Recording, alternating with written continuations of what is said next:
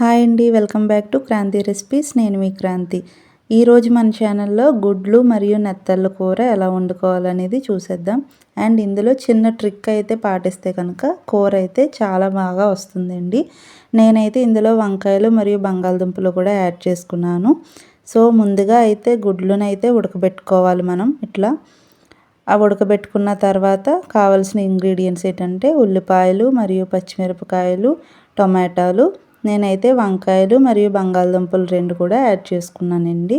So ఇవన్నీ కలిపి మనం కట్ చేసుకున్న తర్వాత ఏం చేయాలో ప్రాసెస్లో చూసేద్దాం. ముందుగా నెత్తళ్ళు అయితే కనుక మనం వాటర్లో అయితే వేడి నీటిలో బాయిల్ చేసుకోవాలి. అలాగే స్టవ్ వెలిగించి ప్యాన్ పెట్టుకొని ఆయిల్ వేసుకోవాలండి కూరకు తగినంత. ఈ నెత్తళ్ళు అయితే హాట్ వాటర్లో కడగాలండి, ఇసుకది పోయేలాగా. ఇలా ఆయిల్లో అయితే వేసి వేపుకోవాలి ఫస్ట్. ఇలా వేపుకున్న తర్వాత ఇదే ఆయిల్లో మళ్ళీ ఉల్లిపాయలు, ఇంకా ఎక్స్ట్రా ఆయిల్ వేయకూడదు. సో ఉల్లిపాయలు కూడా వేసుకొని బాగా వేయించుకోవాలి. సో ఇవి బాగా మగ్గాలి ఫస్ట్. అలా మగ్గితే కానీ మనకి టేస్ట్ అనేది కూరలో తగలదు. అలాగే పచ్చిమిరపకాయలు కూడా వేసుకోవాలి. సో ఇవన్నీ మంచిగా మగ్గాలి అంటే మనం కాసేపు అయితే మూత పెట్టుకొని ఉంచుకోవాలి, ఒక 5 నిమిషాలు. చూడండి 5 నిమిషాల తర్వాత తీస్తే ఇలా అయితే మగ్గిపోయాయి.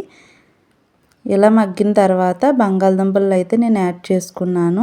బంగాళదుంపలు కాస్త మగ్గిన తర్వాత వంకాయలు కట్ చేసి ఉంచుకున్నాం కదా, అవి కూడా నేనైతే యాడ్ చేసుకున్నానండి. ఇవి ఇలా ఉండగా కాస్త కారము, పసుపు, ఉప్పు వేసుకొని టమాటాలు అయితే నేను చెప్పినట్టు చేయండి, కూర అయితే ఎక్సలెంట్గా వస్తుంది.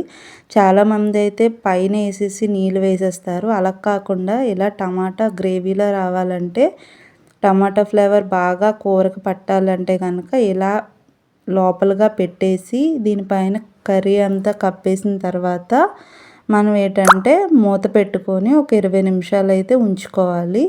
ఇలా అయితే కూర అనేది చాలా చాలా చాలా టేస్టీగా వస్తుందండి. నాకైతే చాలా బాగా నచ్చింది కూర. మా ఇంట్లో వాళ్ళు కూడా చాలా బాగా ఇష్టంగా తిన్నారు. సో 20 మినిట్స్ తర్వాత తీస్తే టమాటాలు చూడండి ఎలా అయ్యాయో. దాని మీద గరిటెతో అలా అంటే టమాటాలో ఉన్న రసం అంతా బయటకు వస్తుంది. దీనివల్ల కూరకైతే చాలా టేస్టీనెస్ అయితే వస్తుంది. నేనైతే ఇందులో గరం మసాలా అవేమీ వేయలేదండి, అసలు మసాలానే యాడ్ చేయలేదు. కాస్త నీళ్ళు పోసుకున్నాము.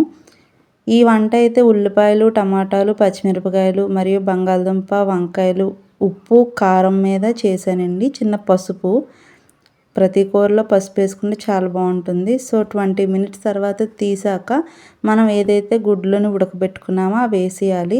గుడ్లు అయితే వేపుకుంటారు చాలామంది, కానీ ఇలా అయితేనే గుడ్లో ఉన్న ప్రోటీన్ అనేది మన బాడీకి అందుతుందంట.